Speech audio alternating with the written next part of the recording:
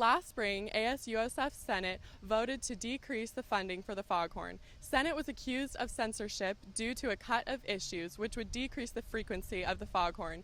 USFtv News went out to gain varying perspectives on this new developing story. I'm Rita McNeil with USFtv News. Let's start from the beginning here. So why did Senate cut the Foghorn's budget? They felt the paper was not of a quality that they were happy with, so they wanted to cut it in order to give us more time. They were upset with a couple of, well, one in particular, a photo caption of one of the sororities on campus that was miscaptioned. We ran a correction, we apologize. Just in general, they wanted, I think, just perfect, clean copy, which is pretty much unattainable. What compelled you to write the editorial the way that you did? Well, we talked a lot about it as a staff, and we realized we really wanted to focus on like the core issue of funding and where the funding is coming from, because that's like a structural problem that needs to change. Could you explain more what censorship means in this particular case? The student government is cutting back on how much we can publish, and they're not censoring what we're publishing, but simply the fact that we have less space to publish is censorship. It's a conflict of interest to have the student government controlling the student press no matter where you are, and it shouldn't happen anywhere. But specifically, it was wrong here because the letter law applies to us since we're in California. Okay, so it made what Senate was doing illegal? I'm not sure I can answer that question. I contacted the Student Press Law Center and got in touch with Frank Lamonte, who wrote us a letter of support. Our intention was never a lawsuit. We just wanted to be heard. After Rita sat with the Foghorn staff, I got a chance to sit with an executive member of Senate and the SLE faculty member and got a closer look at what they had to say about the issue. Ingrid Diest, USFtv News. How did the Senate feel about this whole Foghorn budget process from April till now?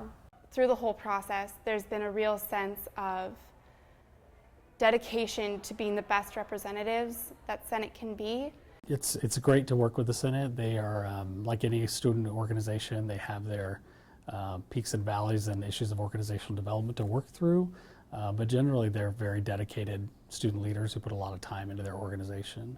When sitting down with Greg Wolcott, he told us all about the budget process for funded account organizations. So each funded account makes a budget proposal that gets submitted to the Finance Committee. They do a presentation to the Finance Committee. Committee deliberates, makes their decision. Then there's an appeal process before it goes to the Senate for a vote. If money is cut from an organization, where does it go? Money isn't ever really cut from places because year to year, money doesn't belong to organizations. It's allocated on a yearly basis, and no organization can ever really be guaranteed that they will receive the same funding from year to year. What were Senate's reasons for the cuts? The idea behind a reduced number was that it would provide more time to focus on an issue and on a story for not trying to crank them out every week. Newspapers don't really function well on a bi-weekly basis. The news is old by that point. What we'd asked for during our initial budget hearing was for more help. We needed more deputy editors, more assistant editors to help us with editing, which was Senate's main complaint. And instead of granting us more help, they actually cut all of our deputy editors, so we were very confused. In order to balance out the distinctions between executive board members and dedicated volunteers and who are definitely part of the organization, there will be a financial step. It seems to me the relationship between the Senate and the Foghorn currently is one of collaboration. I think they're both very committed members of each organization who have specific feelings about how they want to approach the work. It's just a matter of ongoing communication between the two groups.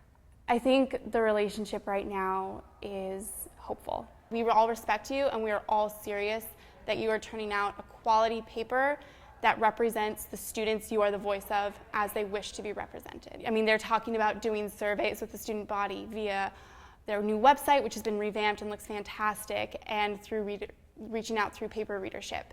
And so by having them take the initiative, even now that they do have more issues and they are going to be under more of a time crunch, is really great to see. The rest of the year, we're just planning on putting out lots of issues, getting lots of new content. Our online presence is being boosted as well through our print issues. Me and all the editors are super, super thrilled. We can have news of the moment. We can have the most up-to-date news. We're excited